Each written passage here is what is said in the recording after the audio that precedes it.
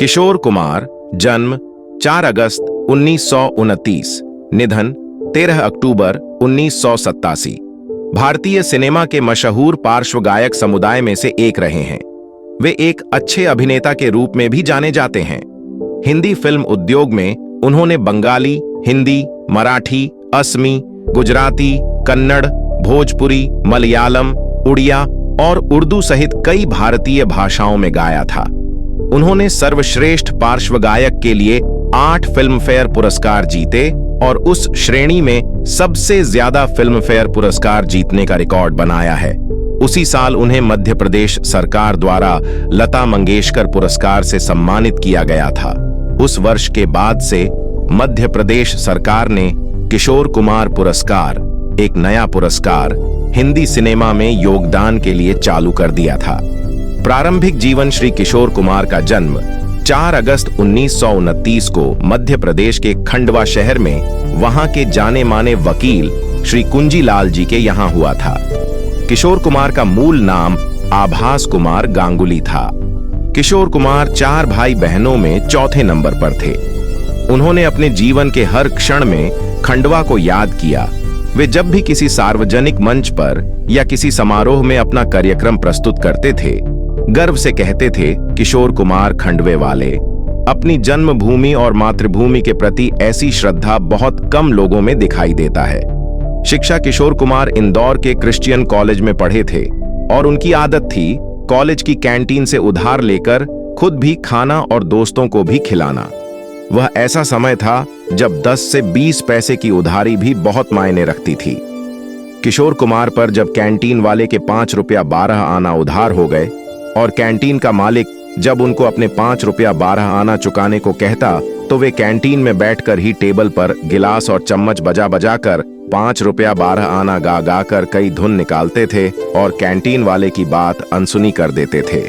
बाद में उन्होंने अपने एक गीत में इस 5 रुपया 12 आना का बहुत ही भली भांति प्रयोग किया।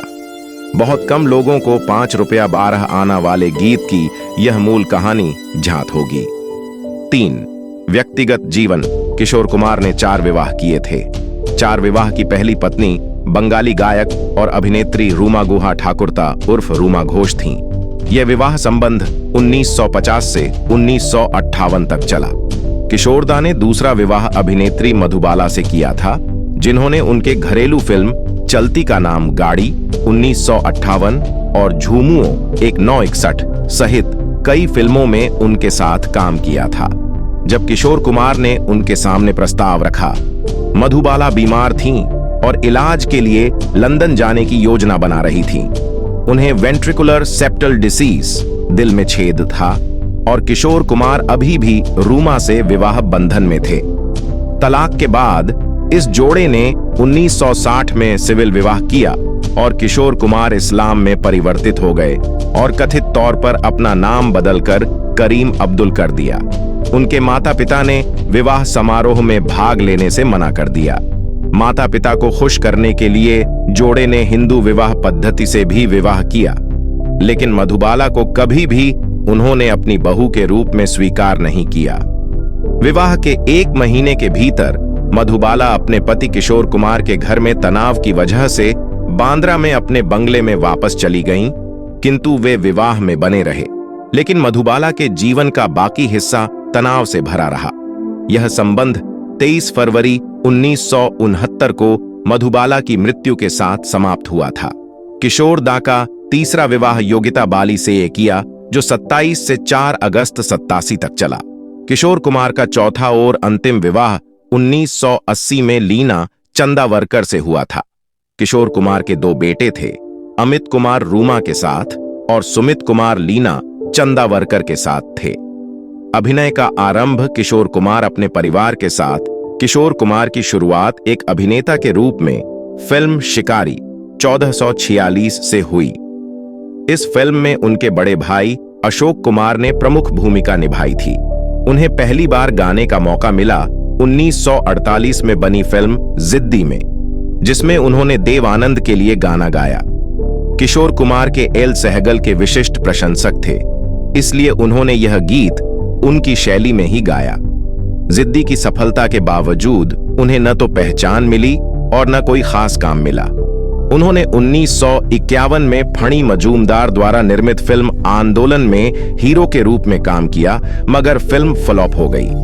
1954 में उन्होंने बिमल राय की नौकरी में एक बेरोजगार युवक की संवेदनशील भूमिका निभाकर अपनी प्रभावकारी अभिनय प्रतिभा से भी परिचित किया। इसके बाद 1955 में बनी बाप रे बाप, 1956 में नई दिल्ली, 1957 में मी, मेरी और आशा और 1958 में बनी चलती का नाम गाड़ी, जिसमें किशोर कुमार ने अपने दोनों भाइयों अशोक कुमार और अनूप कुमार के साथ काम किया और उनकी अभिनेत्री थी मधुबाला। यह भी मजेदार बात है कि किशोर कुमार की शुरुआत की कई फिल्मों में मोहम्मद रफी ने किशोर कुमार के लिए अपनी आवाज दी थी। मोहम्मद रफी ने फिल्म रागिनी तथा शरारत में किशोर कुमार को अपनी आवाज उधार दी तो मेहनताना लिया सिर्फ ₹1। काम के लिए किशोर कुमार सबसे पहले SD बर्मन के पास गए थे, जिन्होंने पहले भी उन्हें 1950 में बनी फिल्म प्यार में गाने का मौका दिया था। SD बर्मन ने उन्हें फिर बहार फिल्म में एक गाना गाने का मौका दिया, कुसुर आपका, और यह गाना बहुत हिट हुआ। गीत संगीत के संग शुरू में किशोर कुमार को SD बर्मन और अन्य संगीतकारों ने अधिक गंभीरता से नहीं लिया और उनसे हल्के स्तर के गीत गवाए गए। लेकिन किशोर कुमार ने 1957 में बनी फिल्म फंटूस में दुखी मन मेरे गीत अपनी ऐसी धाक जमाई कि जाने माने संगीतकारों को किशोर कुमार की प्रतिभा का लोहा मानना पड़ा। इसके बाद SD बर्मन ने किशोर कुमार को अपने संगीत निर्देशन में कई गीत गाने का मौका दिया। RD बर्मन के संगीत निर्देशन में किशोर कुमार ने Munimji, taxi driver, Funtoosh, 9-2-11, paying guest, guide, jewel thief, Prem Pujari, Tere मेरे सपने जैसी फिल्मों में अपनी जादुई आवाज से फिल्मी संगीत के दीवानों को अपना दीवाना बना लिया। एक अनुमान के किशोर कुमार ने वर्ष 1940 से वर्ष 1960 के बीच के अपने करियर के दौरान करीब 2700 से अधिक गाने गाए। किशोर कुमार ने हिंदी के साथ ही तमिल, मराठी, असमी, गुजराती, कन्नड़, भोजपुरी, मलयालम और उड़िया फिल्मों के लिए भी लगभग 700 गीत गाए। किशोर कुमार को 8 फिल्म फेयर पुरस्कार मिले। उनको पहला फिल्म फेयर पुरस्कार 1969 में आराधना फिल्म के गीत रूप तेरा मस्ताना प्यार मेरा दीवाना के लिए दिया गया था।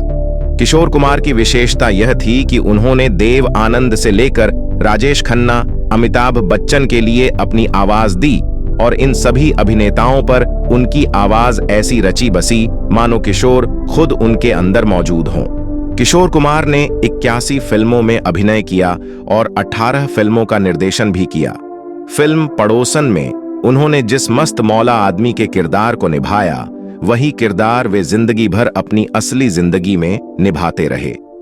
आपातकाल में 1975 में देश में आपातकाल के समय एक सरकारी समारोह में भाग लेने से साफ मना कर देने पर तत्कालीन सूचना एवं प्रसारण मंत्री विद्याचरण शुक्ला ने किशोर कुमार के गीतों के आकाशवाणी से प्रसारित किए जाने पर रोक लगा दी थी और किशोर कुमार के घर पर आयकर के छापे भी डाले गए। मगर किशोर कुमार ने आपातकाल का समर्थन नहीं किया। यह दुर्भाग्य और शर्म की बात है कि किशोर कुमार द्वारा बनाई गई कई फिल्में आयकर विभाग ने जब्त कर रखी है और लावारिस स्थिति में वहां अपनी दुर्दशा पर आंसू बहा रही है। इन फिल्मों में कई फिल्में अब तक अदृश्य भी हैं। नौ संघर्ष किशोर कुमार ने भारतीय सिनेमा उस स्वर्ण काल में संघर्ष शुरू किया था जब उनके भाई अशोक कुमार एक सफल सितारे के रूप में स्थापित हो चुके थे। दिलीप कुमार, राज कपूर, देव आनंद, बलराज साहनी, गुरुदत्त और रहमान जैसे कलाकारों के साथ ही पार्श्व गायन में मोहम्मद रफी, मुकेश, तलत महमूद और मन्ना डे जैसे दिग्गज गायकों का बोलबाला था। किशोर कुमार की पहली शादी रुमा देवी के से हुई थी, लेकिन जल्दी ही शादी टूट गई और इसके बाद उन्होंने मधुबाला के साथ विवाह किया। उस दौर में दिलीप कुमार जैसे सफल और शोहरत की बुलंदियों पर पहुंचे अभिनेता जहां मधुबाला जैसी रूप सुंदरी का दिल नहीं जीत पाए, वही मधुबाला किशोर कुमार की दूसरी पत्नी बनी। 1961 में बनी फिल्म झुमरू में दोनों एक साथ आए। यह फिल्म किशोर कुमार ने ही बनाई थी और उन्होंने खुद ही इसका निर्देशन किया था।